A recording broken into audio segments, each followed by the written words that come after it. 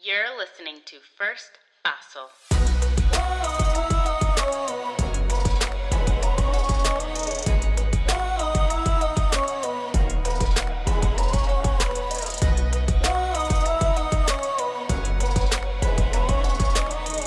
Because sometimes you simply need someone to help you take that first fossil. Hello and welcome to First Fossil, a show where we learn together how to take that first fossil toward becoming the best versions of ourselves. My name is Candace Olusola, and today I have a really important guest to me because we have been friends since college, and we have had such a great bond from orchestra and through other musical avenues, and we've just really grown in our friendship over the years, and it's just been such a blessing to have this guy in my life. So, without further ado, I shall introduce you guys to one of my greatest friends in the whole world, Jonathan Blackburn. Jonathan, how you doing? How you doing? Hello. What's going on? It's such an honor. It's such an honor to be on this official platform. Oh my gosh, I know. It's like our phone conversations have grown up and they're real adults now. Is that what happens? Is that what podcasts are? That they're just like our grown-up conversations for the world to hear now instead of just our us on the phone? Our phone conversations have officially moved through adolescence, and they now have suits and jobs and briefcases. Yes, and LinkedIn accounts. Hey, there they are. That's what a podcast is. I'm so glad we broke that down for the people. That's what a podcast is. That's what a podcast is. Definition, textbook. Remember that. So, how have you been? What's going on? I'm good. I'm just hanging out, figuring out how to work remotely, and gotten up to Zoom. I'm growing out a little bit of a quarantine beard, which for me isn't really that impressive. But hey, we're doing what we can. It's coming. It's coming. Oh man, I know. So you can see it, and you're being very kind right now. But I had the biggest meltdown the other night. I went to go trim it up because I'm trying to be a responsible man and keep it looking okay and make sure it's growing where it needs to be and all even and stuff. Right. I'm gonna talk like I know how to grow a beard. Right. And obviously I don't. Put the wrong guard on my razor to go trim it up and took off 3/4 of it. No. Yeah, I did a big up the middle. And I literally just stared at myself in the mirror for 7 minutes. I was just like, what have you done? There's mortified. No way to... So I just had to trim it up all at that length, and I got on the next day, and they were just like, dude, you look patchy and not great. I was like, thanks. Yep. Honesty. Yeah, I get to look at this face every day, so I know. Tell me something I don't know. Thanks. Yeah, that was my biggest quarantine meltdown so far. Dang. Well, start all over. I think a lot of people empathize with that. I feel like a lot of people are going through this struggle, I hope so. I don't wish bad upon anybody, but I do kind of hope that other people go through this, because I'm going to get to the end, we're going to pop out the other side and go back to work, and everyone's going to look at my face and be like, that's it? That's the whole quarantine, and that's all you grew? I can grow that in an afternoon. Oh my goodness. The struggle. The struggle's real. The hair struggle out there, guys. I mean, people about to walk out these streets looking like tree monsters. It's gonna be rough. It's gonna be rough, Jonathan. We all need to be prepared. Yeah. Y'all need to be prepared for more than just the transition back to work.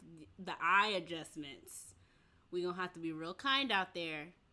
Be real kind, because you're gonna see some people and you'll be like, ooh, Father, yeah. Oh Lord. And it's okay to be surprised. But don't be too surprised. You got to be intentional to keep it inside. You can't have someone come around the corner and be like, You gotta keep right. That because that's gonna internal. Be all day. Yeah, all you just day. got to be like, oh, hey, I think that's you under there. Susan? Is that you, girl? Oh, hey, yes, yes, girl, ooh, yes, yeah. Don't we fixed it. We fixed quarantine. That's it. That's all you guys needed to know. That is our daily dose on how to survive the transition back to real life post COVID. So you're welcome for the early tidbits from us. Okay, so tell the gente a little bit about yourself. Explain who you are, what you do, your purpose in life. That was a deep last one. Purpose, maybe not. We don't have to go. That was a deep dive there. We'll come back a little shallow water. You good? Okay. Shallow water. I'm 27. Okay. I have red hair. Oh. Went to college with Miss Candace. Yes. We spent many a day getting glared at in the back of orchestra for making nuisances of ourselves. That's what French hornets do. Yeah. And then the best part is we were making a loud racket and we would get in trouble when we weren't paying attention. But when we did come on time and hit our beats and counted our rests correctly and came in, we were still making a loud racket because we're French horns. Facts. And we're back. We're butted up against a concrete wall. So when it comes out the bell, it just bounces and makes the most beautiful music. Yes. French horn, pinnacle instrument you can play. Yes. Doesn't get better than that. Ugh. Anything you've ever heard in a movie soundtrack that's ever given you chills? It was the French horn. That was us. You're welcome. That was the French. Yes. I think that baby dolls are terrifying. Oh. I think that mushrooms are gross. I don't just like recently. Mushrooms. Go ahead. I said I don't like mushrooms that grow wild. Like they just pop up. Yeah. Those freak me out. Because, at best, they taste gross, and at worst, they'll kill you. You understand me. Okay. Exactly. Yeah, yes. I heard you start to say something, and I was like, if she's about to give me support on this mushroom thing, then monologue away. Petrified. Yeah, they're gross. Mm-mm. But for helpful stuff for the podcast, I just moved to Nashville recently, so I'm a recent Nashville resident. Yeah. And, that's about me. I got a business degree. I play music. Life's purpose so far is bring as many smiles and laughs and make my friends and the people that I love feel like that they matter and that they're supported and they're taken care of, and that's all I got so far. I'm figuring it out as I go. And he's doing a great job so far. So I think he's going to be okay. Unless you're a mushroom.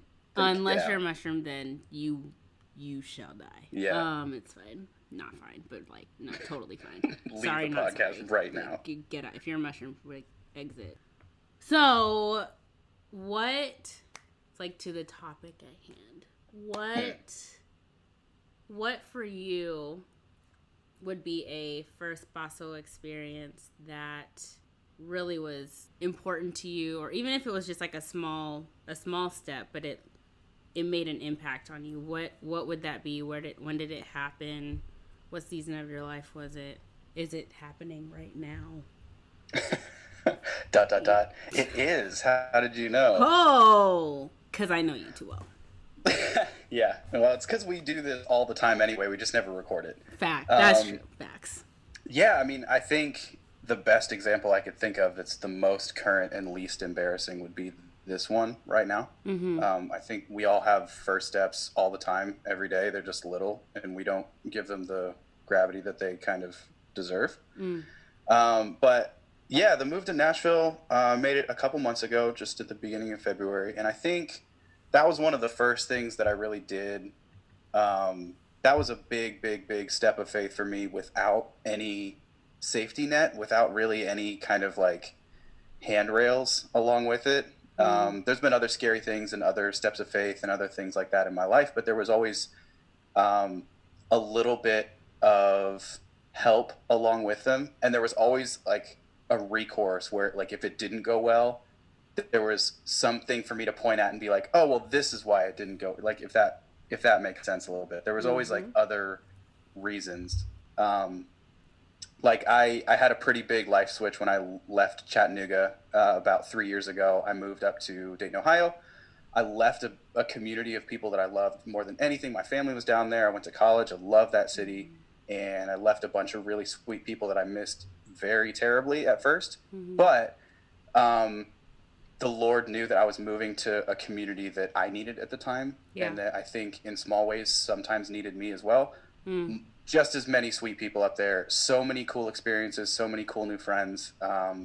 A church community that I fell in love with, a job that I loved. Like there were so many good things waiting for me in Ohio when I left. But that switch, when my friends would come to me and be like, "Oh, we hate that you're leaving. This stinks. Why is this happening?" At the time, I wasn't necessarily as excited about leaving either. Like I was really gonna miss my family, and so I was I able to kind remember of be like, that. I don't like it either. I mean, but Yeah. this is the only door that's open. Yep. So hey, and this move to Nashville, there wasn't that kind of discourse anymore. Like it didn't allow for that because this was something that I loved Ohio and I loved the people and I loved my job and I loved the church community and everything. Um, but music has always been the thing that has pulled me places. Like that's always the thing that I know that I was created to do and that my heart was created for. And like, that's always been the thing for me. And yeah, the decision to move in February was the first time that I was choosing to make a decision based on music and then figure everything else out around that versus doing the next logical step in life and then figuring out how to attach music to that. I like flipped it for the first time, and that was utterly terrifying. And Mm-hmm. it hasn't really stopped being terrifying since, Yeah. but we're figuring it out. Yep. And we had talked about this, Jonathan. I know. See, this is the relationship Jonathan and I have. Jonathan calls me and he's like, Candace, bada bada, and then I'm like, Jonathan, pop pop pop pop pop pop pop, and he's like, Candace, I'm kind of mad that you said that. I'll call you at another time. And then I'm just like, because I'm right. Like, what I just said you needed Yeah. to hear. And you just, like, Yeah, let it sit in there. You may or may not be irritated with what I just said, but I'm like, I know you're going to receive it, so I'm going to say it anyway. Like, you'll receive it, whether it's today or tomorrow. You're going to receive it. So, of course, never been actually irritated with you, but like that's one of the reasons why I keep calling you and why you've been one of my closest friends since we met is that like I know you're gonna tell me what is real. You're gonna tell me what's true, and you're not gonna temper it with what I want to hear and what I don't want to hear. So yeah. as bad as that can suck in the moment, it's what keeps people coming back to you. Like you draw people close to you. You always have, Oh. Well, see, and that's one of the reasons why. I believe in your talent too. Like, so just backstory, guys. So Jonathan messaged me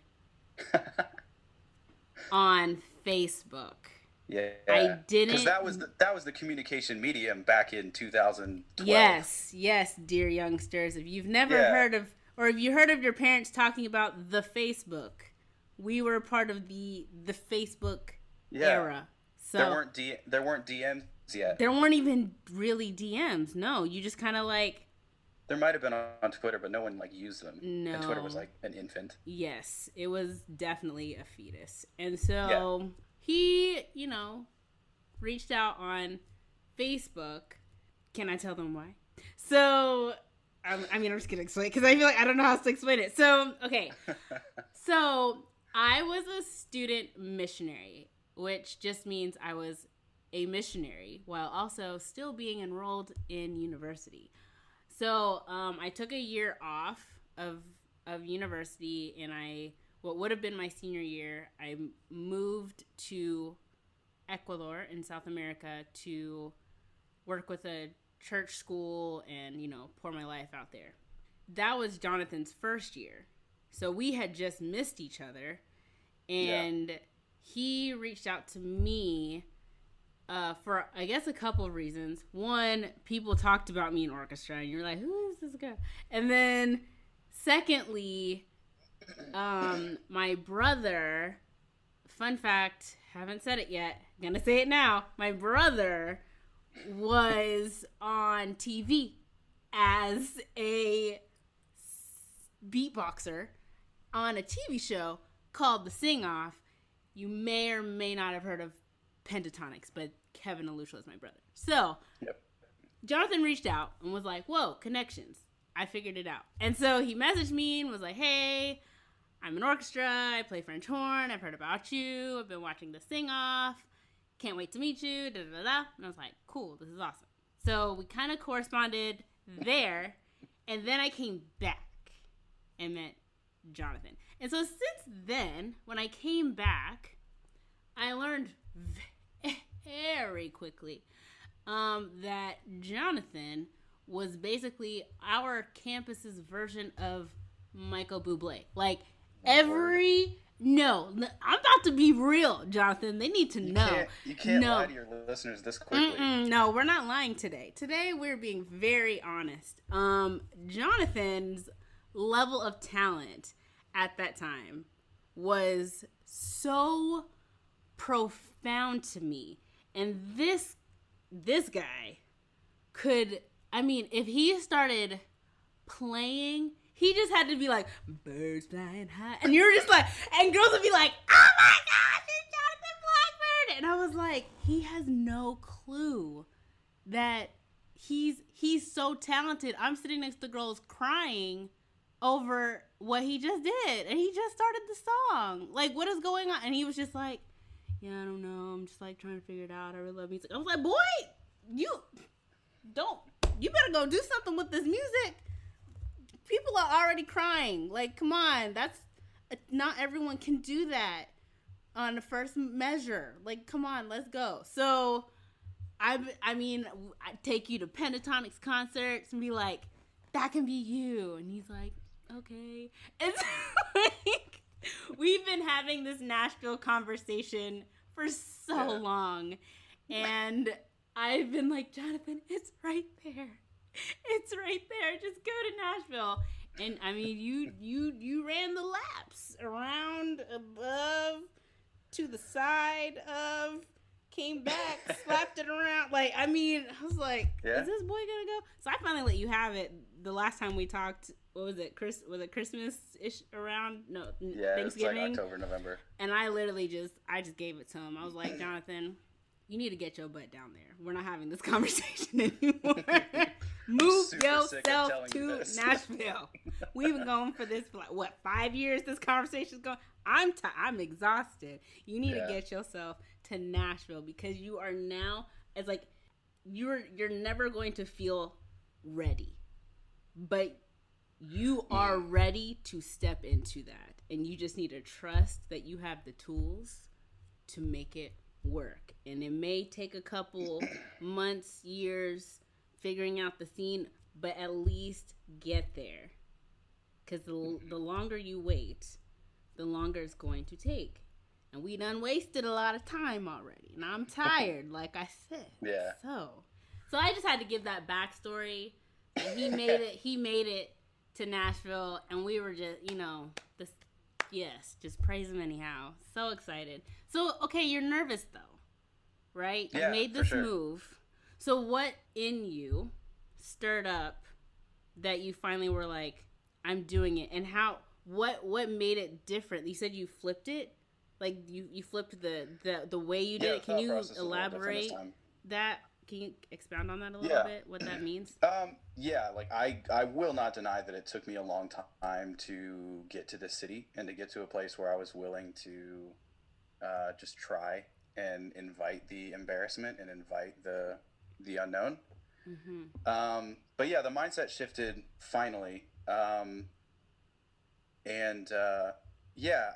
I struggled for a long time with whether or not every musician knows this, but like, am I good enough? Am I good at all? Mm-hmm. Do people care?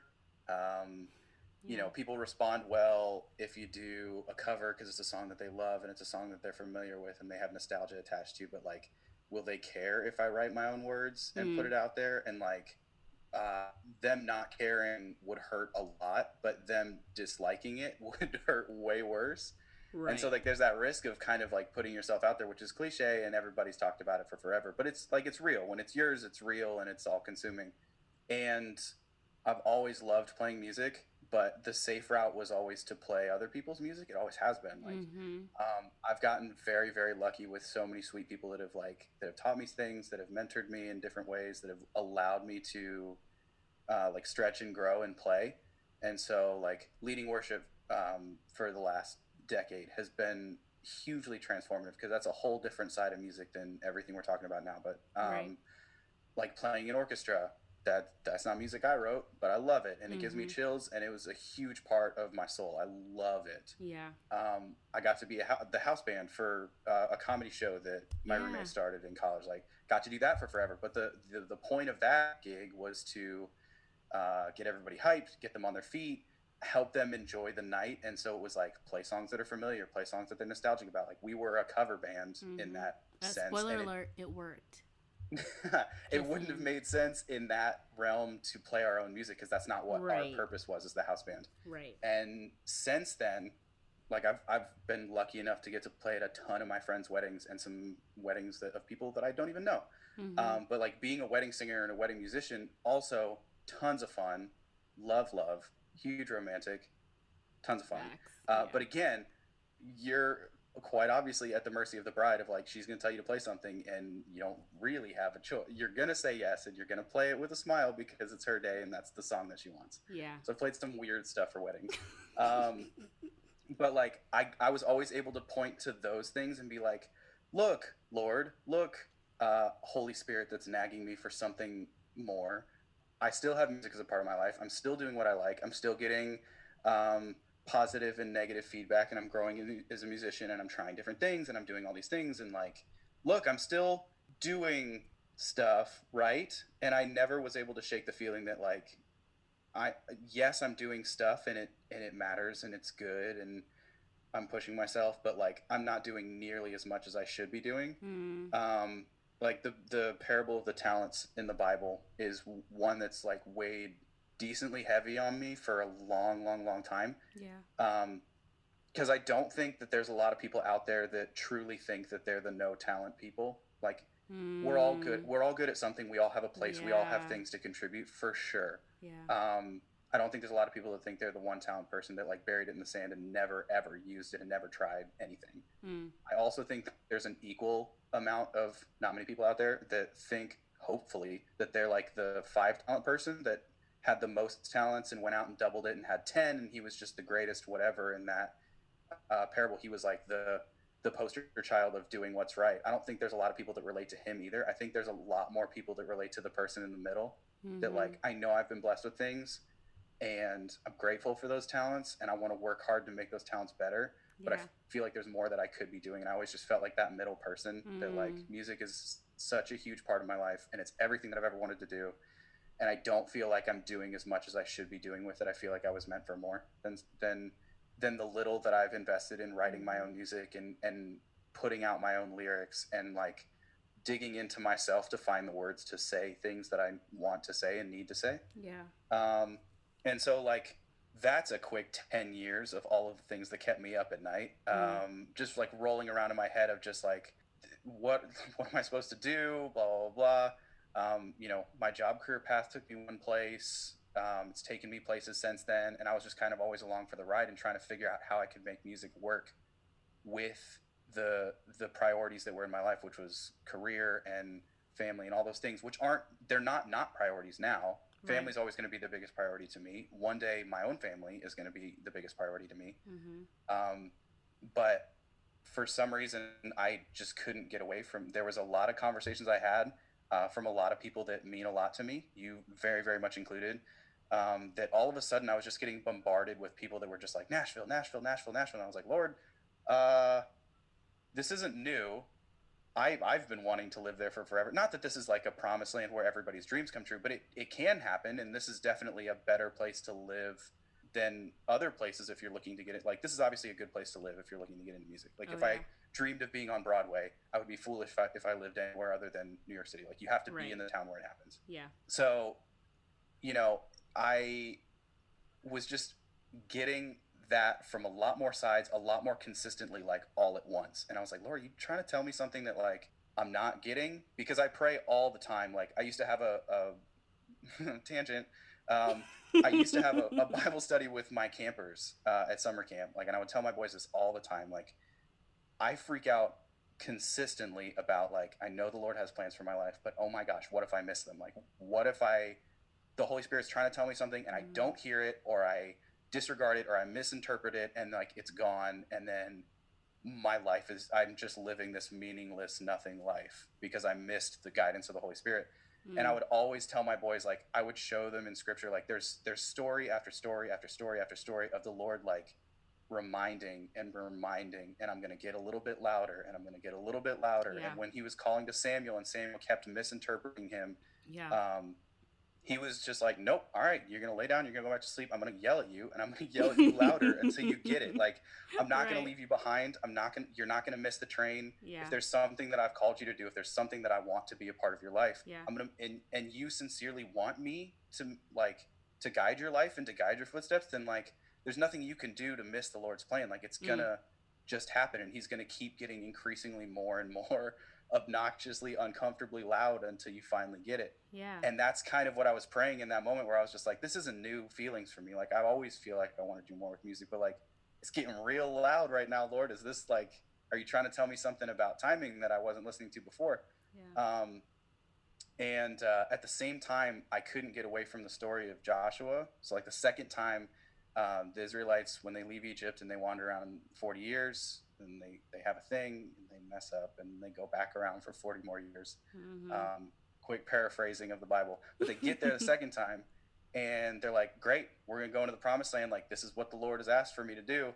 And the Lord is like, okay, so yeah, you got, Joshua's like, can you part the Jordan, like you've parted the Red Sea before, like you've done incredible things for us. There's a big old river between us and where we're trying to go, so can you do something about it, because that's what you do. And the Lord was like, yes, but show me that you're serious. Tell your priests to pick up the ark, and they all need to step foot into the river. Like, you need to put your feet in the river, Yeah. and then watch what I'll do. Like, Right. show me that you are serious about this, and I'll show you that I'm serious about it too. Yeah. And I was scared to death, because I was talking to you about it. I was talking to my parents about it, because we talk every day, and they're the closest people in my life as well. So, like, talking to my parents, talking to you, talking to friends down here in Nashville. Like, I'm trying to get as much input from everywhere as I can, and weight it the way that it should be weighted, because I'm struggling with this, and I didn't sleep for. It was a rough couple months, because I was trying to figure out, like, I couldn't, in my devotions, in sermons that I would listen to, in church, that, like, everything, I couldn't get away from the story of Joshua. Wow. And I was just like, okay, like, Lord, you're getting loud. Like, what am I not doing? And so I finally came to the point where I was like, I can't keep doing this.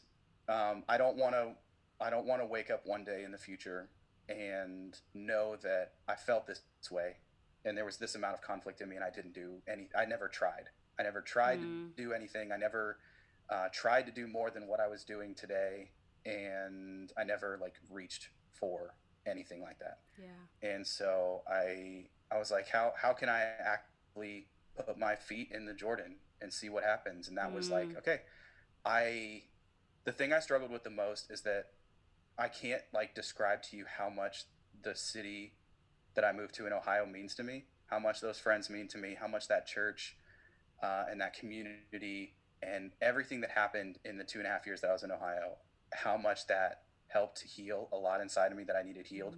Yeah. Some of those people are the most important people in the world to me, and so I felt like I owed them, and I didn't want to leave, because I was so, like, well rooted there, and I loved those people, and I was like, I don't want them to feel like I'm leaving because I don't love them. I don't want them to feel abandoned. I don't want them to feel like I don't care. And so there was, like, a little bit of, like, misplaced loyalty to them that was kind of pulling me back. And so I was like, okay, I know that's not bad, and I know that I definitely need to, in my interactions with them, like, double down on the fact that I am not leaving because I dislike anything about this place. I'm leaving because I feel like this is what my heart was called. Like, my heart can't do anything other than this. Like, I have to see what I can do with music. If I put the full weight of my effort behind it, I have to see what will happen, because I've felt like I was called to do this since I was in single digits, like 9 years old, 8 years old. Like, this has been it for forever. And so yeah, I was like, all right, Lord, this is going to be the thing. If I'm going to start looking for jobs. I'm going to start, like, putting feelers out, seeing what connections I have, kind of pulling on branches and seeing what falls out of the tree. And if the right job, like, this is where I need you to step up, Lord, because I'm like, all right, I'm going to put forth effort and see if this works. but there's countless stories in the Bible as well of people that are just like, Lord, this is what I'm going to do, and I'm going to make it happen. And I don't really care what you say. I'm just going to make this happen because I want it to happen. And I want to move to Nashville. I want to write songs for a living, and I want to tell stories, and I want to do all of that. But if it wasn't the right timing, if this wasn't what I can't imagine it not being what the Lord has called me to do, but like if this wasn't the right time, then I wanted nothing more than to like please make that clear to me because I don't want to force this to happen if it's not supposed to happen right now. But I really feel like you're telling me that it's supposed to happen right now. And I was like, the only way I'm going to know if this is what you want me to do or not is if you help me with the job because I can find a place to live. I can find the rest of life. Like I can find where my grocery stores are and make new friends and all that stuff. Like I can find all of that, but a job is what's going to help me pay rent and feed myself, and like it's gonna be really important. And so I sent out a couple resumes, and the job that I'm happily working now reached out to me in like a week and a half, Wow. and they were so overwhelmingly quick and concise in what they wanted and what they asked of me. I went through probably 5 or 6 interviews with them, and it was like it was done. It was signed, sealed, and delivered in like 2 months. Wow. Um, and the second that I decided in my brain, like, okay, all right, like, Lord, I don't want to be in the wrong Bible story here. Like, this is the Mm. story of, you won't let me get away from the story of Joshua. So, like, give me whatever it takes to be Joshua in this situation and to step both my feet in the river. And the tidal wave of doors flying open and positive affirmations he gave me as soon as I sent out my resumes was really, really, really overwhelming. Like all the things that happened in such quick succession to get me to this place in this city were, it was a lot to handle all at once. And it was really, really overwhelming in a really good way of Mm-hmm. like, it felt like I took a baby step towards what the Lord wanted me to do. And it felt like all of heaven was just like, oh my, finally. Like it felt like they were just freaking out. Like, look at all Yes. this I had for you. Like all of Yes. a sudden, there was just so many things like boom, boom, boom, boom, boom, laid out in front of me to get me to Nashville. And it felt so much like the Lord was like, oh my word, I love you. Finally, look at what I've done for you. Like, look Mm-hmm. at all of this that's laid out in front of you. Like, go take it, go walk towards it. I'm going to walk with you and we're going to figure it out. Yeah. And it was a hugely emotional 3 months Uh. process. That was from like what was that? December, I guess, to February when you moved. Yeah. I mean, it was November-ish. It was probably November. beginning of November Okay. to February. So And around the I time I had a lot of aged. people telling me different things. Like middle of November is probably when I talked to um, my boss, the guy that pulled me up to Ohio. Like he's someone that I've looked up to for a really long time. I Mm-hmm. really, really respect him. Yep. So we sat down and talked, and that was kind of when the whole process started. As to say, Mm-hmm. like, this is what I feel like I'm supposed to do. I'm Yep. interviewing for jobs. I want you to know that Yep. sort of thing. Yep. And I talked to you after a little bit after Thanksgiving. Yeah, yeah. Yeah. And then I had people in Nashville that were just like, "You just need to do it. Move Yep. tomorrow. I don't Right. care. You can live with Right. me. You can Yes. live in the barn in Yes. the back 40 on my ranch. Like I don't Yes. care. I'll feed you. Yes. Uh, just do it tomorrow." And I was like, I know that that's not it either because like my personality type is like I do need to look a little bit before I jump. Like I don't want to just have this. I think there's a balance. It's so hard to talk about this because it's such a fine balance. There's so much that's good about like helpless faith of like the Lord will provide, he will take care of me, he will guide my feet, and I will be okay through this. Right. And I Right. believe that wholeheartedly. Right. But I think the balance is that I definitely didn't want to fall into was like a presumptive faith of like, hey Lord, I'm gonna Mm. move to Nashville because I want to. Peace, work everything out for me, please. Like I didn't want to assume that like just because this thought was in my head that it was the Lord's plan, and all of a sudden like I'm just gonna do it because that's not that's not my personality at all. Right. Right. Yeah. So, which is why, like, obviously, you watched me for like 7 years err on the side of being careful Oh and my gosh. not do anything. Like, Ugh. not even just. I'm not saying that like I should have. I don't even think that I should have moved to Nashville and done what I'm doing now back in college or like Right. immediately post college. Yeah. Because I don't think personally or emotionally or spiritually or socially, I don't think I was ready for that at the time. I don't even know Right. if I'm ready for it now, but I know I'm a lot more ready than I was. It's the same way as like I was 14 or 15. No, I was like 15. I watched American Idol forever with my mom growing up. We would watch American Idol and Survivor. That was like our two shows that we Oh, watched okay. together. Wow. Yeah. It's great. It's But I like, remember that like the day that I turned 16, it's like I'm now old enough to try out for American Idol, and I remember just like losing sleep and being so frustrated because I'm like, Lord, I know that I want to sing for the rest of my life. Like that's the only thing that I want to do. I sang my first words as a baby. I didn't like start speaking.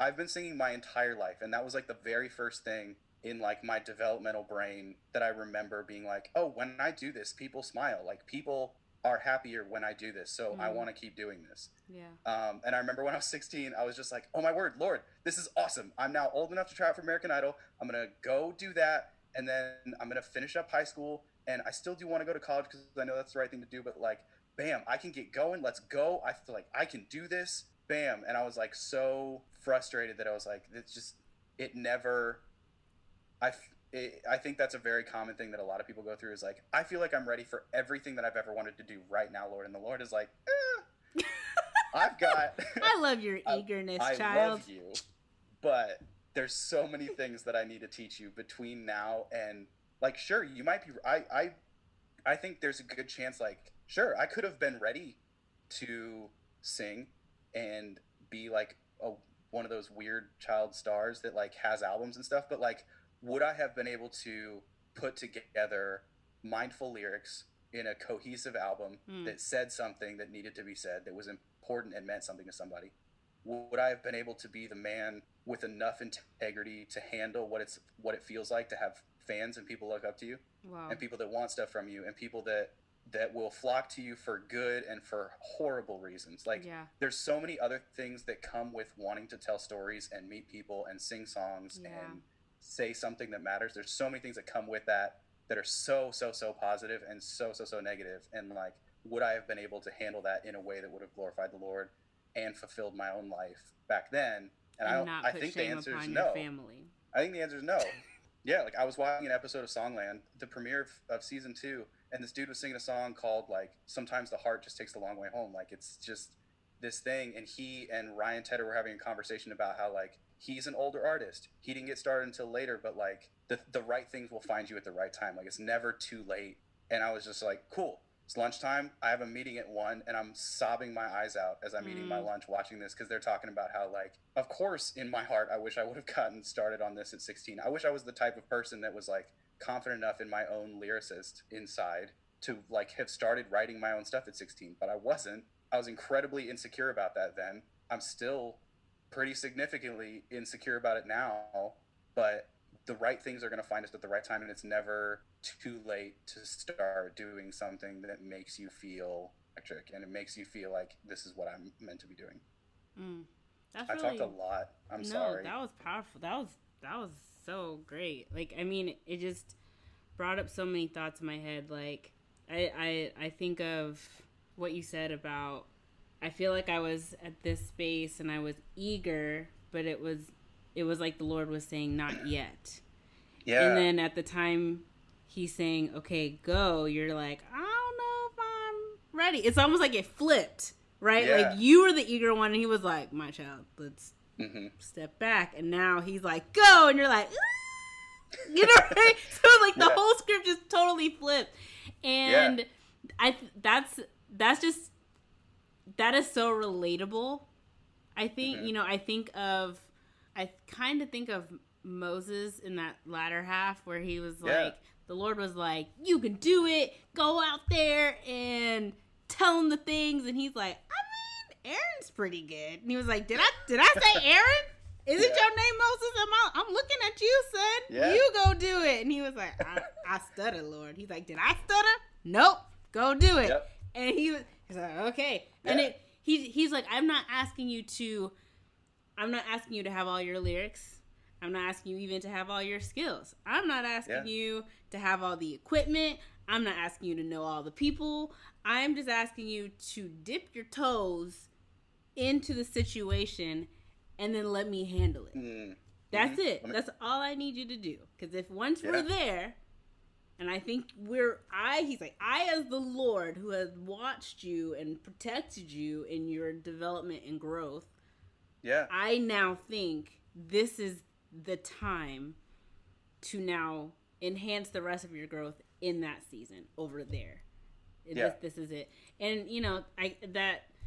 the idea of like, I'm not ready. Gosh, I felt like that with pharmacy school. I was like, Yeah. absolutely not, Lord. And he was like, well, you're already in, so go ahead. And you're like, okay, I'll just study Yeah. and see if I figure it out, And that's just how God works. And that, I think that also allows us to not be so, well, I did just such an amazing job. I was so good. Yeah.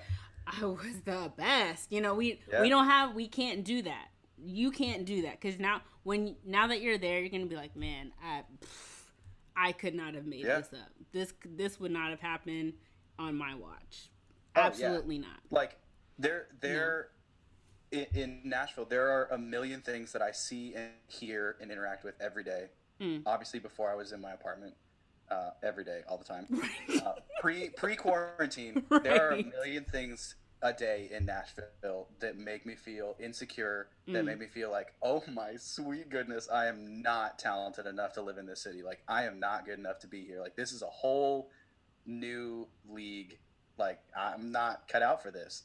And you, you thought of a way better analogy than I did for that whole like flipping in mental state with Moses and stuff. Because I was thinking like, well, like Christmas. You remember Christmas morning? For like weeks, you've been looking at these presents, and like all you've wanted is to just tear into those presents. Like, yes, it's time. And then like it's Christmas morning, and your parents are like, "Go ahead," and you're like, "You sure? Right. Is it a trap? Do you really?" And they're like, "No. Like, it's now Christmas morning. It's time. Go ham." And you just go tear in the presents, and like, bam, it's time to go. Yes. Like the thing that I keep reminding myself is like, I grew up playing sports. I absolutely like my whole family is a sports family. Like I love sports so much. So from a sports background, like the way I'm trying to think about it and not be like, I'm so old to be trying to start this whole process is like, so the vast majority of what happens in what important things happen in an athlete's life are pre-game. Like it's time in the weight room. It's time working with people that are better than you. It's time spent on the practice field, training, strategizing, preparing, conditioning, getting ready to go so that when that whistle goes off, you're equipped to excel, right? Yep. And so that's kind of how I've been trying to treat and wrestle with. I don't want to live a life with regrets. I don't want to look back on the last 10 years and be like, oh my gosh, if I could go back, this is a 1,000-point list of all the things I would do differently, because it's super easy and natural for me to do that. What are some things you would have done differently? I'm an Enneagram 4, so it's like it's easy for me to do that. But what I'm trying to think about it is that like the Lord has been prepping me, and we've been in the film room, and we've been working out in the gym. We've been doing all these things to equip me with things that I can do musically. And the whistle blew in November, and now I'm ready to play. And now I got here and I'm ready to play. And just like in a game, like you've got that angst right at the beginning when the whistle goes off, because like you know things about the team in your head, but you've never really seen it, and like you got to get a feel as to like what their strategy is and who that like you just got to feel it out right as the whistle goes. And that's the kind of situation that I feel like I'm in right now, because as the game goes along, like you have to adapt to what other people are doing. You have to adapt to how you're feeling and what you're doing and what the weather's like, all that kind of stuff. And like it's the same thing in Nashville. Like now that I'm here, I have to trust that I have, one, the talent to be here, which is that's going to be the daily struggle. Two, that I have something of importance to say, and that we all have something of importance to say, and that I'm going to figure it out as I go. And everyone's going to figure it out as they take their first steps towards whatever they're feeling called to do. Like once you can have the confidence internally that you've been prepared by the Lord and by your own hard work to do something, like when that whistle goes off, go for it. Like go for it and have fun, and trust that when stuff happens, you're going to be able to figure it out because of stuff that you've been through, stuff that like you're going to be okay. Once the whistle goes, you have to go and trust that you'll figure it out. Yeah. Wow, that's so true. That's so true. You just sometimes you just have to like jump, It's Yeah, like here we go, let's just see yeah, where we land. Trust that you did the training you were supposed to. And that doesn't mean, a lot of people say if you train really hard before the game, you won't have nerves. That's not necessarily true. That's not necessary. yeah, For some people, absolutely. They walk in like, yeah, I'm so over prepared. I got this. And yeah, for others, it's like, no, I'm just as prepared, but I still haven't done this particular game yet. Right? So yeah, I still have to yeah, adjust myself and look around and see what's going on because I was doing pregame by myself with different people in a different yeah, situation. This is might be similar. There might be aspects to it that I can adapt to and figure out, but there's still going to be external factors that I'm going to have to figure out in the middle of the game that I would not have yeah, encountered unless I was here. So it's okay if you're nervous and freaking out and yeah. as I think it's prepared as you are. ideal. I think it's ideal if you're nervous because if you have nerves, it means you care about what you're doing. It means you're personally invested in the outcome, and especially like as it relates to music, like uh, yeah, like if I've practiced my face off and I know this song like the back of my hand and I can't get out of my head, then yeah, there's no nerves. If like my goal is to walk out there and sing it perfectly and walk back to the green room, like then yeah, why would there be nerves? Because I've done it 1,000 times. I'm just gonna walk out, sing it, and walk back. But that's not what makes music meaningful. Like Right. the nerves come from like I'm gonna walk out and I'm gonna sing this thing that I've sung 1 billion times before, but this time I'm gonna be making eye contact with someone who's never heard this before. I'm gonna be Mm-hmm. singing for somebody that's never heard this. How am I gonna make this thing that I've done 1 million times actually mean something to someone that's here tonight? Like how am I gonna make their night different once they leave this venue than when they walked in? Yeah. And that's like where the nerves come from because now it has to mean something. Mm-hmm. Yep. And it's gonna mean something different every single time, which is super Yeah, cool. That's what makes music so beautiful that you can play the same piece over and over and just switch your audience, switch your atmosphere, switch the mm-hmm. players that you're playing with, that you're singing with, and it's all of a sudden it's a completely different experience. Yeah, It's that's the magic. amazing. It's so That's that awesome. surprise is like I chase that surprise so much of like when you're playing with somebody or you're playing in a venue you've never played with, like you're playing with a new band, whatever, and like someone does something that you weren't expecting. That's everybody that's ever played with a band knows what that feels like when the band all of a sudden just starts grooving and they found it out of nowhere and they just found this vibe from somewhere that they like, and all the band members are just looking around like yeah, Yes. and it just Yes. and it just takes you and you're like, oh man, like this is such a cool thing that like we couldn't have done separate. I Or mean, like we when you're even listening had to moments like, like that in orchestra. Like oh yeah, we were cutting up in orchestra rehearsal. We yeah, still played what we were supposed to. Not gonna lie, oh like yeah, we did well. But there were moments in in the concerts where all of it, you, me, Jace, like the whole horn line, we are bawling in the back yeah, because of we're like yeah, it sounded so different from the orchestra room to playing at the concert, and it was like we put everything out there for yeah, everyone to feel it, and you could see it from Mrs. Minner, and you can see it from the violin section, and you can feel it. I mean,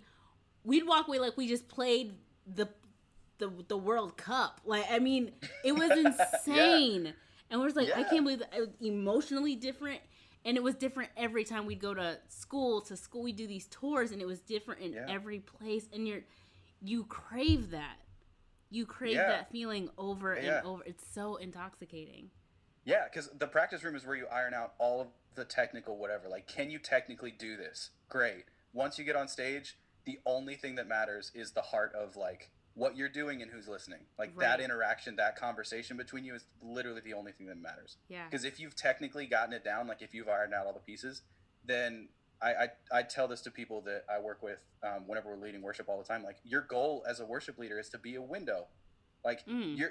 your goal, people should not see you as a worship. Like your goal is to be a window so that they can look through you without distraction to the other side of what they're supposed to be seeing. Mm. And if technically you're messing up, if you haven't practiced, if you're off key, if you whatever, If you're messing up, then that's imperfections in the window, that smudges, that scuffs, that's cracks, whatever, and it's going to distract from what you're trying to see on the other side. And Wow. like that's what you said literally just nails it on the head. Like when you're finally doing it and you're on stage and you're in front of an audience that you're going to interact with, like with Miss Minner, with our section, when the orchestra would come together, when the like violas who were struggling with something, like when they crush a piece that they had been like struggling with, or like we hit a crazy, we've been sitting out for 84 measures in a row, and then we have to hit like a high B flat Right. pianissimo Yes, for some reason because yes. Mahler's a jerk. Right. Like, yeah, like that kind of stuff. And like we all do it together, and we're like quietly shaking and freaking out in the back, like that. Yeah, that's the kind of stuff you live for. Like that's why people play music. That's Yes. awesome. That kind of feeling. Yes. It's so nice. And to go back to what you were saying about, you know, at 16 and you feel like I should jump into auditioning for Idol and stuff like that, and God kind of pulling you back.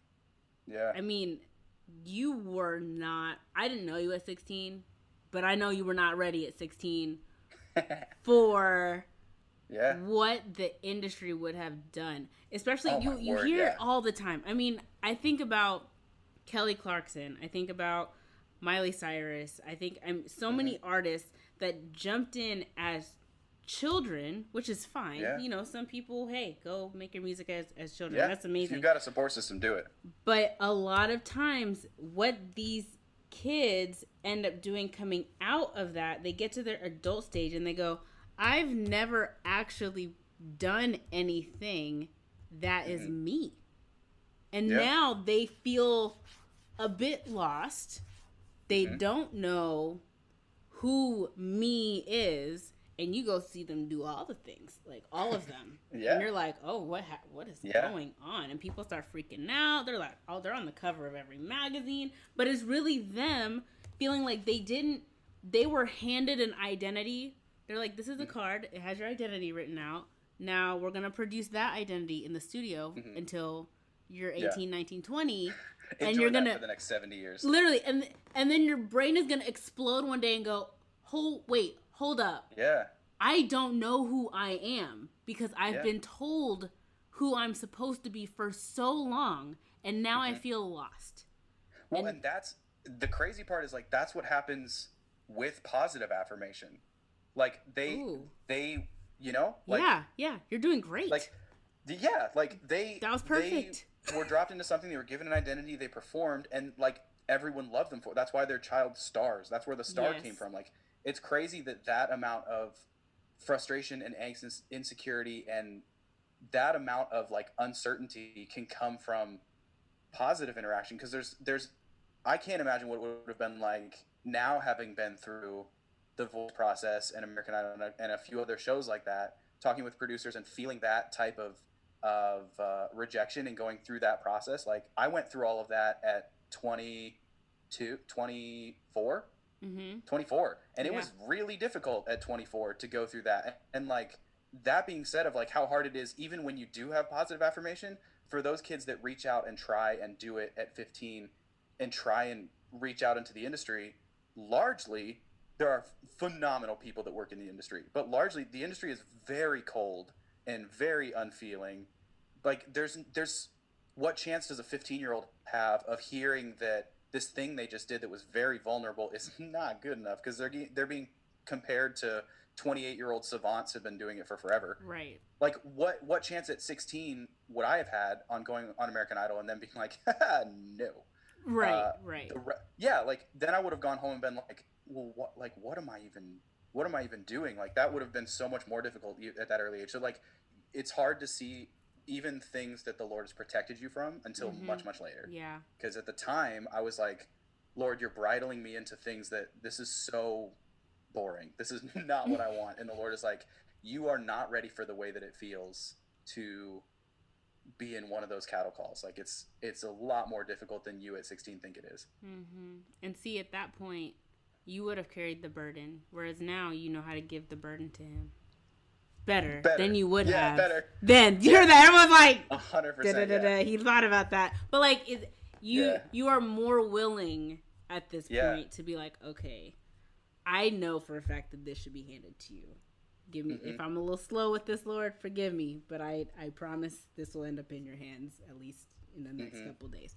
But, you know, at, at a younger age, that's not something that you think about. It's Yeah. about you. It's very much about you at that age. And if it comes at you brutally, it can be spirit destructive. It can be Yeah. emotionally destructive, mentally destructive.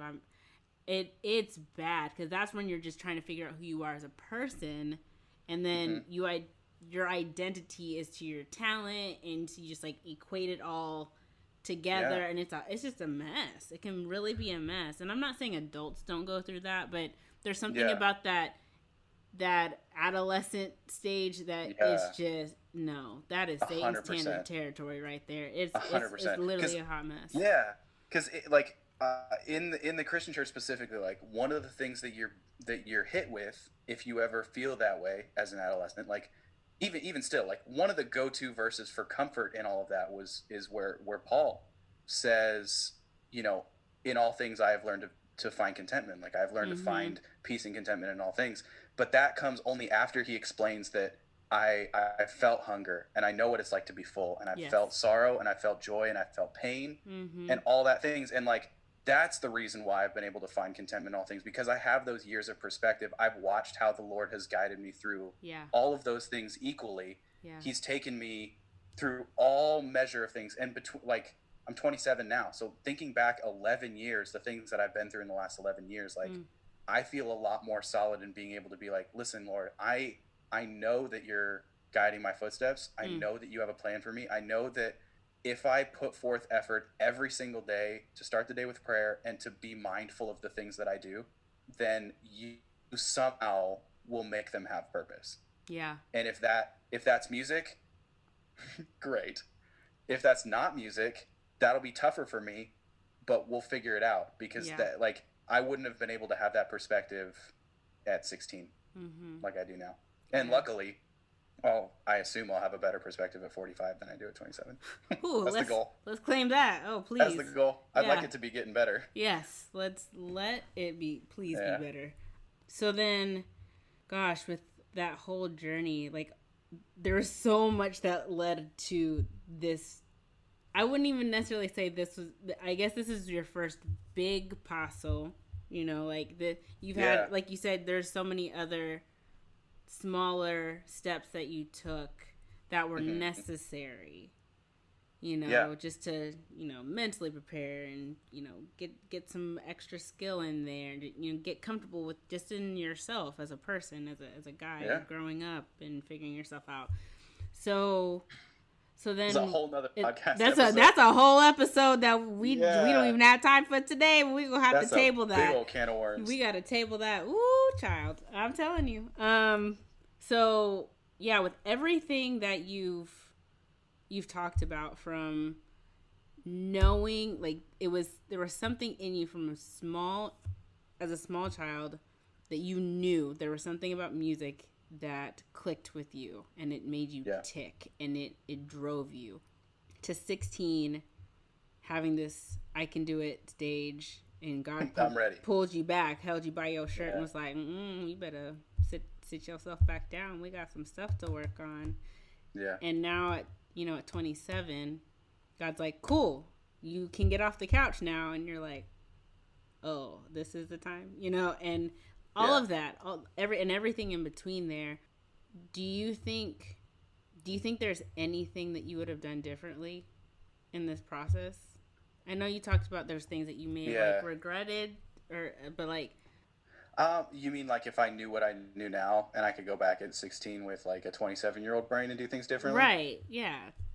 Oh yeah, 100%. There's things I do differently. Because like if I could go back with the brain I have now, like I'd be a lot more confident and healthy, and like I'd be a lot more whole in my brain. Like I would have started writing years ago. If I could go back and tell my younger self, be like, listen, that's Ed Sheeran's songwriting documentary that I found on YouTube is phenomenal, and the best analogy I've ever heard, cleaned up for profanity, is he said like songwriting is like you walk into an old house and you find a faucet and you turn it on, and like whenever you turn on a faucet that hasn't been on before or hasn't been on ever or in a long time, like it's going to be disgusting. Like it's going to be brown. It's going Mm-hmm. to be the grossest water you've ever seen. And the only way to make that stop is to let it run. Yep. Turn it on, let it run. The longer you let it run, the clearer and more good the water is going to come out. And That's so like true. if I go back to 16 and be like, dude, just just right, man. You've got all these feelings, you've got all these thoughts. My whole family is so communicative. So like we talked it out. Like I'm not saying that I definitely did not have a difficult childhood. I did not keep a lot of things bottled inside. Mm-hmm. Like we talked it all out, but how much better would that catharsis would have been if I would have also been able to marry it with the medium that lit me up the most? Like if I could have Mm. also turned that catharsis into that's that word we said we were going to use. If I could have turned that also into like a musical venture as well to grow me musically, like there's no way I would have done that. I would have loved it, and there's no way I wouldn't have done that. I think I said that wrong. Yeah. So one thing that I definitely do want to make clear is that like the Lord wasn't holding me back from anything at 16. The Lord was telling me there's so much more you need to learn before you will succeed in the venture that you want to do. Mm. And he didn't hold, because if I say that the Lord held me back from something, I would be saying that the music that I've created and that I've made and that I've shared and collaborated with my friends the last 10 years hasn't meant anything, Wow. which I don't believe. Yeah. It's hard to feel it every second of every day, as is with anything that's true and real and good in life. Mm-hmm. But if you're not happy performing in front of one person or 6 people at the dinner table or 14 people in a nursing home or 30 at your tiny home church or luckily like 60,000 at an airfield or in Carnegie Hall or other cool places that I've gotten to play music, if you're not happy in all of those, doing it in all of those different venues because it's music and because it's your heart and because that's how you connect with people, you shouldn't be doing it. Like the number of seats shouldn't affect how much you want to do it and how Yeah. much you think there's significance in it. Yeah. So I definitely wanted to clarify that like the Lord held me back from doing something that would have, who knows what would have happened when I was 16. It probably wouldn't Yeah. have gone great. But I think what he was teaching me, aside from all of the little performance things, like I remember I used to like close my eyes so that I can think about it more, or like stare at the ceiling and be really scared and don't move and be really stiff and blah. There's a lot that I've learned since then through some like hard feedback that I've gotten from people that I got off stage and I'm like, I felt like that was great, and they were like, hey, that sucked. Like no one connected with that, and I was like, that hurts. Like that, because I'm a 4 on the Enneagram, like that sent me to the Yes. bathroom and I cried for a little while, Yeah. and then I came back out and I was like, you know what? Now I know next time I get on stage, now I know it's an interaction. Like now I know it's a conversation, and unless Right. they feel what I'm singing, I'm just making noise. So like Right. there's incredible things between then and now that I know I'm not a fourth of the musician I am now when I was 16. Like there's so much that the Lord needed to teach me before Yeah. I was ready for whatever comes next, and I haven't done anything. I haven't made anything. Mm. I'm just in Nashville. So like I've taken a first step, Yeah. but like I'm so excited about what comes next. Like there's completely unknown in front of me. Like very little of my situation has changed from 5 months ago when all of this was just an idea. Yeah. Geographically, I've changed, but because of life circumstances and pandemics and quarantines and stuff, like I arrived here guns blazing, ready to go, and then the whole world shut down. And Mm-hmm. so I've had a lot of time to sit and think in my head about like what are the reasons why I did this, what were good, what were pure, what were self-serving, what were selfish, what ones I Mm. should set aside. There's been a lot of time to stick in my brain about why I did this and what comes next, and there's a confidence now that I'm really excited that if you take those first steps that are well prayed out and well advised and well researched, like if you take those first steps in faith that the Lord will take care of you, then the Lord is going to take care of you. There's nothing that stops you if you want to be led by the Lord. Mm. That's the only qualification you need to be led by the Lord. Yeah. That's There's no special knowledge that you have to have. right. So what would you, I mean, you're literally, you just got your feet in the river, right? Yeah.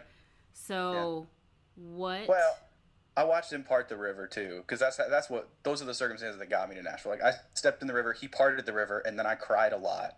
And now I think I'm in the process of walking across the river. Just, just like Post cry, post. I'm now walking across the river and There it close to the is. other side. So we're walking across the parted river, and as you feel like you're in the process of this walk to whatever's on the other side, however long this walk has to be, what is your advice to anyone who is either in that season of, do I make this move to wherever, whether, the New Yorks, the LAs, the Nashvilles, the Atlantas, of whatever industry they're trying to do. What is your advice for someone who might be in that similar situation? Like, why am I here when I feel like I'm supposed to be there? Or I want to be there, but I don't necessarily feel good enough to be there yet. And that process of struggling. What is your advice to people in that season of life before they've gotten to this step? That's a good question. The first thing that I would say, just because my gut reaction, if I was actually face to face having a conversation like this with someone, would be to calm them down, to like take a deep breath and this is all going to be okay. Mm-hmm. It's big and it's real because it's your life and it's your dreams and it's your goals, but the success of your entire future does not rest upon the decision that you make today. Obviously this is the first step that we've been talking about for this whole podcast. Yeah. But there are a billion first steps that I made in my lifetime to get me to where I'm at, and a lot of them have been really good, and a lot of them have been really, really bad. Yeah. Or not bad, just in the wrong direction, or backwards sometimes. Oh, a little moonwalk. Yeah. Like I said, this is a giant step of faith that I've wanted to make for a really long time and haven't, for reasons. If the reasons holding you back are truly 100% insecurity, you don't feel like you're good enough, then yeah, exactly like you said, read the story of Moses, read the story of Abraham, read the story of David, read the story of Joseph, read the story of Abigail, like read the story, any story in the Bible, and it'll scream the power of Jesus to equip people that are willing to do things that they never could have been able to do on their own. So if it's purely your own insecurity and feeling that you're not good enough to do it, try. Because just try. There's always, in uncertainty, obviously there's a 50% chance that it doesn't go well, and that's when, like, I pray that you have a support system around you to help, because especially when it's artistic, especially when it comes from your heart, especially when it's in this vein, it hurts so bad when it doesn't go over well. Yeah. And those performances, those artistic choices that I've made that have resulted in that are burned into my brain forever, and I replay them all the time, the biggest failures. But there's still 50% left over, because I have a business degree. So I know that if it's 50% chance of it failing because of my business degree, I know that there's also 50 more percents that mean that it could go really, really well. Right? That was a joke. There's just as much a likelihood that it goes well. Like, there's all kinds of people that can surprise you, and like, I don't know if there's time for another really short tangent. Go ahead. You take that tangent. I work in a business developer, business analyst kind of role now, where I'm working with companies and trying to help them grow and that kind of thing. And I was having a difficult time getting through to one of the clients I was talking to. And I was just sitting over lunch once, and I was a little bit frustrated. And I was like, I just don't know why I haven't been able to break through with this one person yet.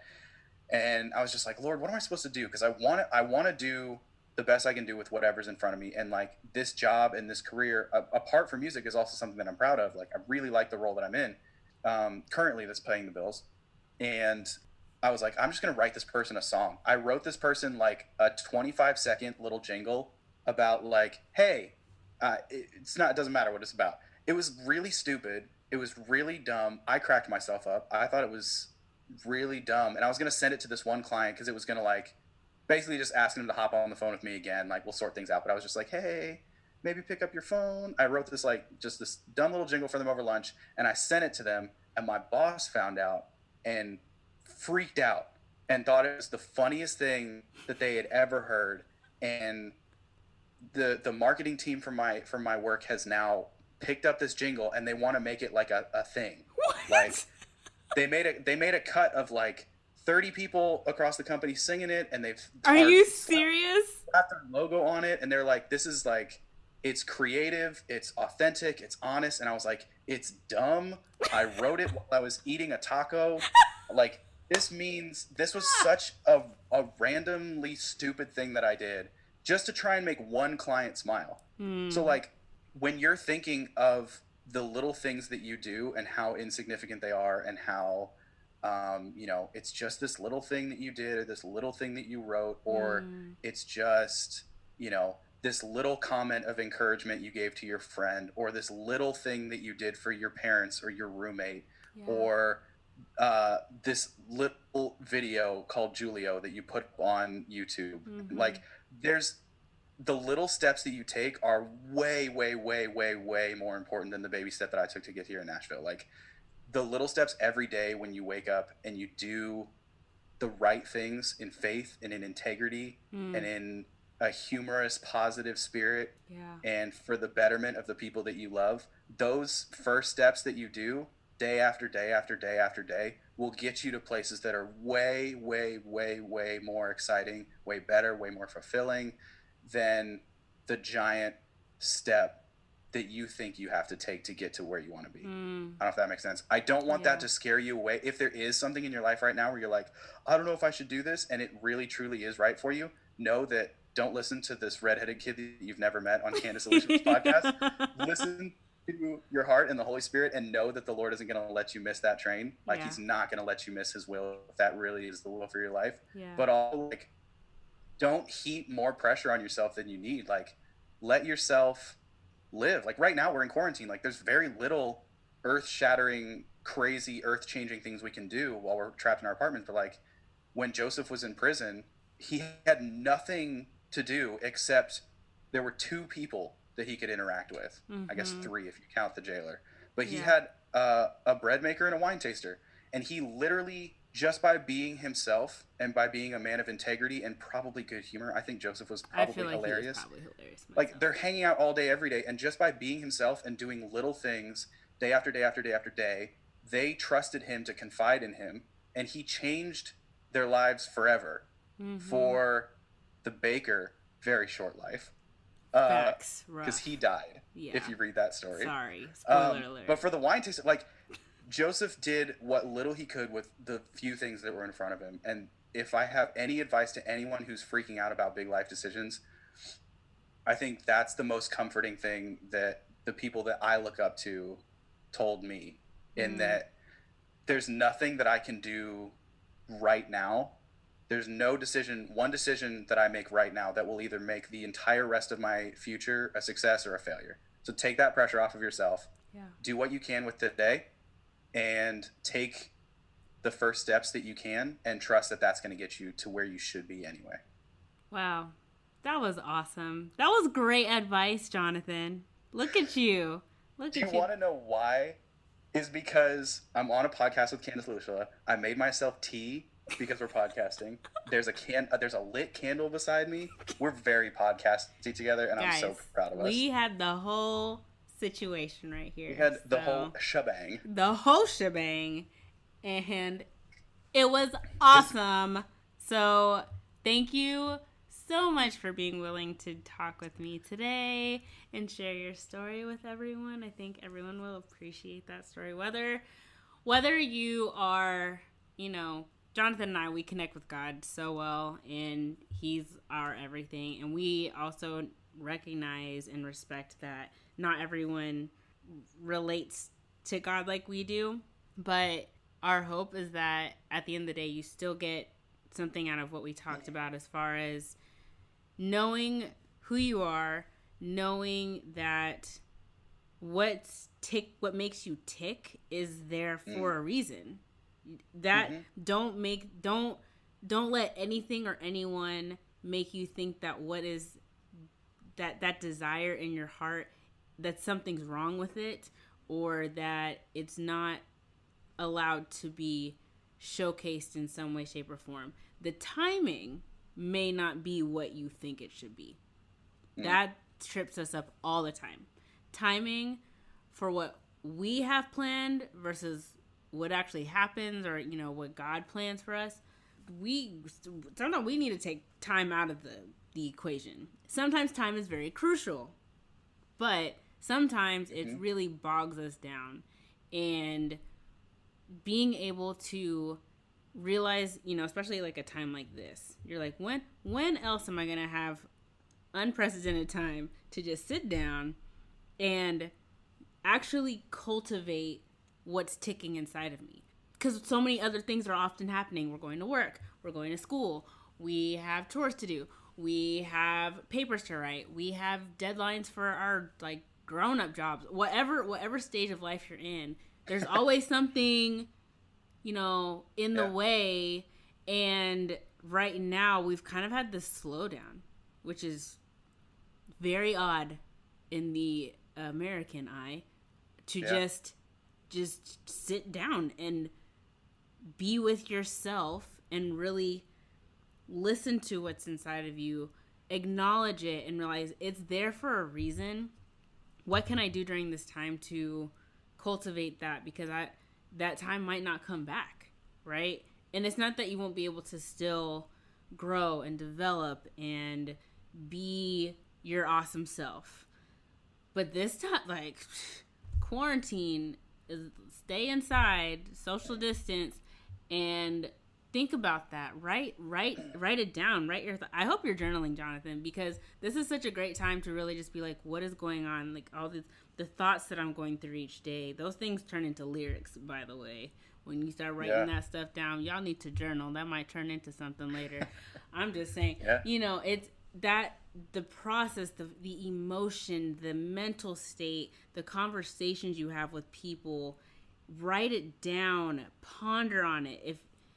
If you are a Christian, if you're venturing into Christianity, trying to figure it out, open the Bible and start reading just stories of what other people have gone through, how they processed it. Talk to other people that about their stories, how they got to where they are, how they processed it, and realize that you are also one who can be where they are. You can be on the journey that they're currently in. This might not be the exact time it's supposed to happen, but this is also the pregame time. Pregame time is equally, if not more important than the game time. Yep. And don't feel bad if you feel like you're still stuck in the pregame. Actually, be thankful that you're in the pregame, because it means you have more time to really cultivate and nurture and assess and reassess and get to know your craft, and get to know how you tick, and get to know what suppresses that burning desire in you. All those things, the positive, the negative, the good, the bad. Really sit and think about that, ponder on it, and allow yourself to feel truly blessed to be in this season. So that way, when you are ready to take that step, you will realize, like Jonathan said, there's all these little steps that you've already been taking. So that way, when you do take that step, yeah, sure, it might be scary. That's fine. But it's going to feel refreshing to finally just, oh my gosh, my feet are in the water. I'm here. Now what? Like, now you're like, okay, I'm ready. Like, my God, all the sensors are up. What are we doing? How is this working? I'm pretty sure I may fall a little bit, but we're going to get it, because I've kind of done some stuff in the pregame that have prepared me for the ups, the downs, the goods, and the bads in the actual game time. Yeah. You'll feel more confident in the game, even if you don't feel confident stepping into the game. Once the game really starts rolling, you'll be like, I got this. And you'll be able to help other people along the way who are also in their pregame time, or they're stepping into their game. And you'll be like, yeah, I'm a few steps ahead of you, but like, I promise you what's up ahead is really cool. And you can really cultivate that community and support as well in that. So I think that's like the biggest thing too, in that like either one of those sets of times, if you're in the pregame, if you're in the actual game, doesn't matter. both of the like neither of those sets of times are ever existed in alone. Yeah. Right? Like you've got so many people around you. Feelings are real. Mm. They're heavy. Yeah. They're great. They're bad. Don't discount what you're feeling. Like Yeah. if it hurts, it hurts, and Yeah. then it's okay to be frustrated. It's okay to struggle, but please, please, please don't do that alone. Like reach out to someone. Talk about it verbally. You'll be so surprised how many people have life experiences and emotional similarities, and like you'll be surprised how many people will relate to what you're going through. Yeah. You'll get bad advice that will hurt sometimes, but Mm-hmm. you'll find so many more beautiful people if you just talk about what you're going through and you're open about it. Like vulnerability is It's what hard. is yeah, it's what's gonna get you through. Like Mm-hmm.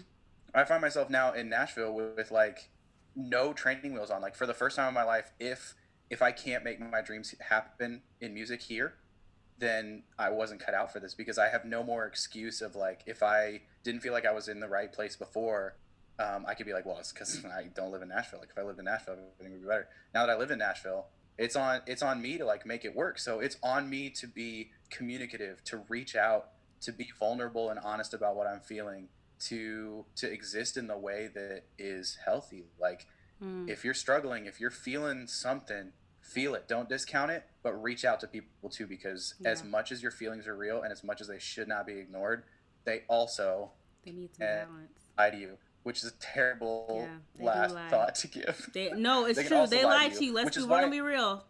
Your feelings will yeah, lie to you. yeah. Go ahead, tell them. It's Oh, true.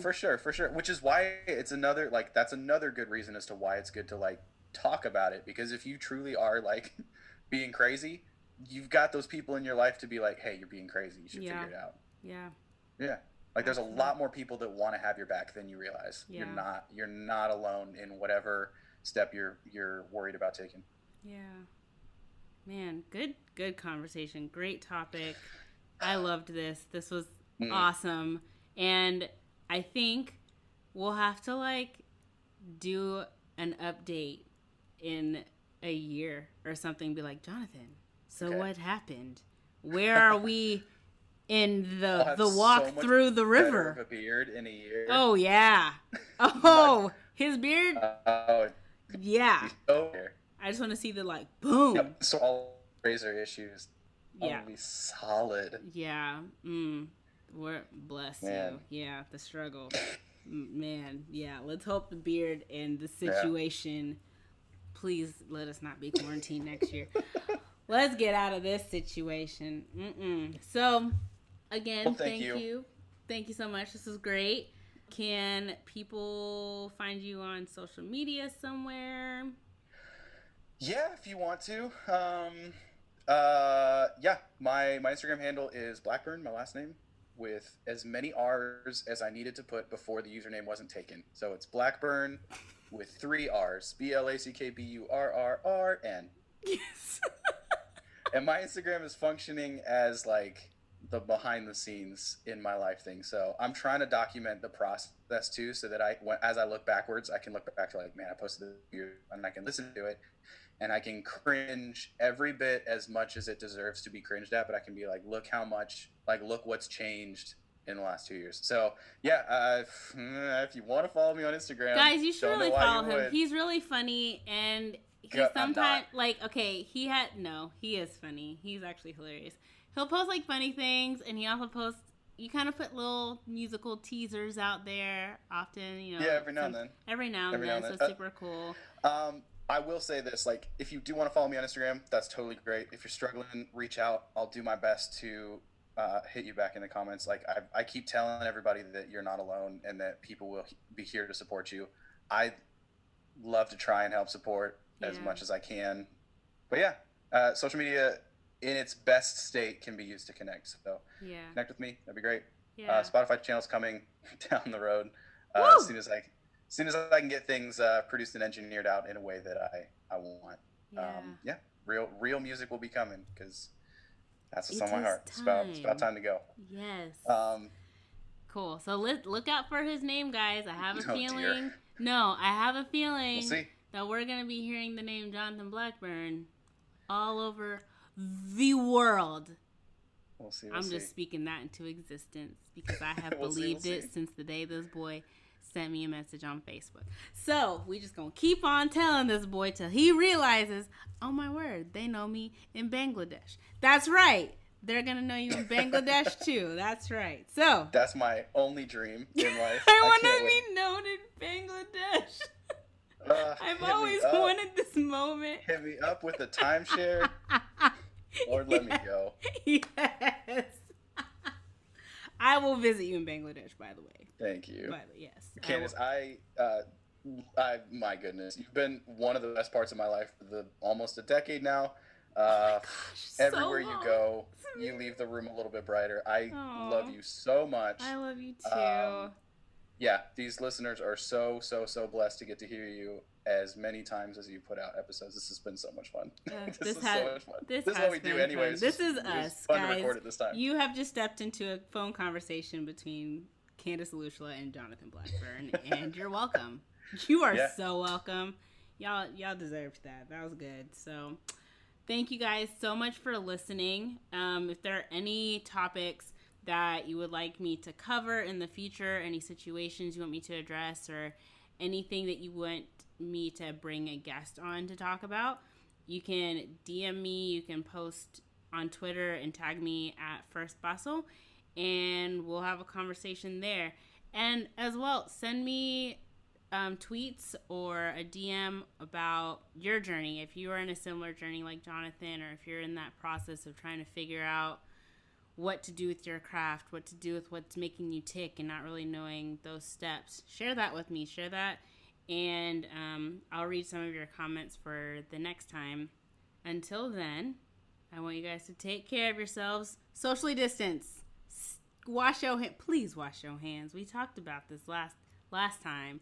Wash your hands, people. Find yourselves a bar of soap. Soap is your best friend. Please wash your hands. Wear your mask. Don't go around touching everybody. Check up on people, but don't get too close. And stay safe. I know it's a tough time right now. Not everyone is dealing with the Rona the same way as everyone else. So, process it however you can. If just waking up is what you can do that, But if you need to talk about that too, you can also message me about that. We can talk about it. So until next time, I will talk to you guys soon. And Jonathan, thank you so much. I will talk to you soon too, bro. Bye. Te amo mucho. Bye. Stay safe out there. Right.